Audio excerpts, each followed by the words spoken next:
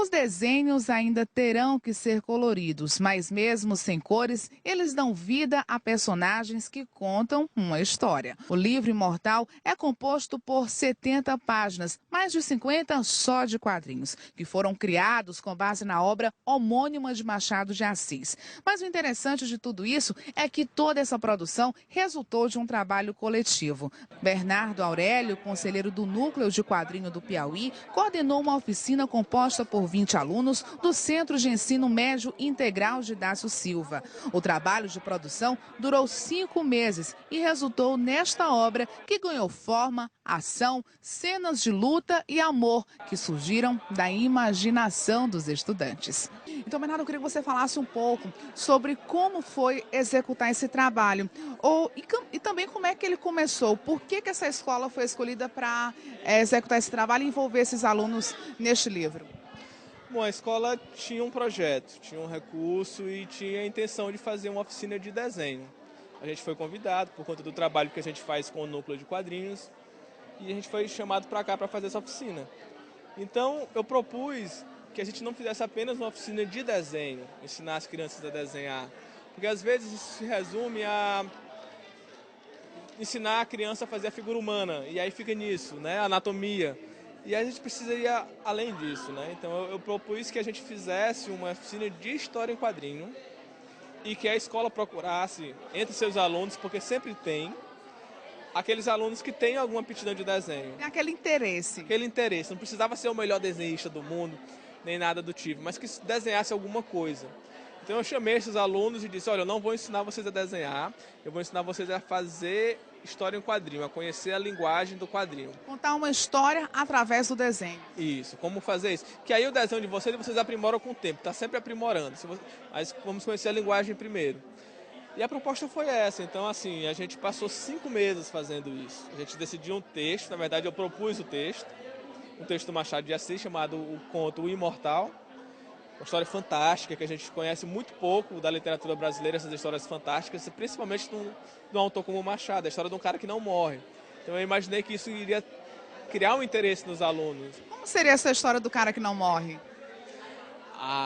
Eu vou dizer assim, leia um quadrinho. Mas é assim, o cara, ele começa, a história começa em 1600. Então ele conhece uma tribo indígena e ele recebe uma poção mágica do pajé, que essa poção diz que ele não morre. Então ele bebe e aí a história se passa no século XIX, na época do próprio Machado. E então o cara vive mais de 200 anos.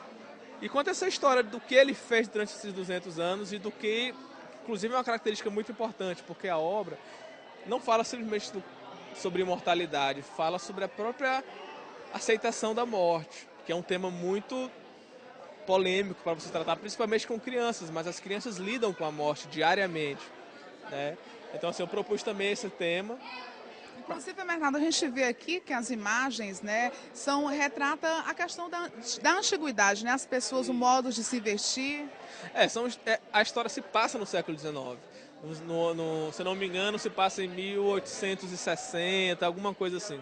Então, os alunos tiveram esse trabalho, né, de colocar os personagens ligados àquele tempo. Isso, porque foi parte de um processo. Depois que a gente leu o texto, reconheceu, ambientou aonde se passava, a gente precisou criar todos os personagens. Então todos os alunos, no final do livro, têm as ilustrações dos personagens, que foi o processo de criação desse visual, né? Então todos os alunos fizeram uma proposta de visual para alguns personagens, os principais que apareciam mais constantemente na história. Foram 5 meses para a gente produzir 58 páginas. É um processo trabalhoso, meticuloso, né? Assim, as pessoas normalmente fazem uma página por dia e a gente se encontrava apenas uma vez por semana. Então tinha núcleos de garotos desenhando, tinha 5 ou 6 núcleos fazendo cada uma página. Então é um trabalho extremamente coletivo, né? Cada página desse quadrinho tem envolvimento de pelo menos 5 pessoas. Então, trabalho feito, qual o próximo passo agora, Bernardo? A distribuir. O passo inicial é distribuir. O Estado fez uma tiragem de 3.000 exemplares.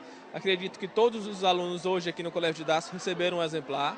Se não me engano, tem quase 600 alunos aqui. Então tem mais de 2.000 livros ainda para distribuir.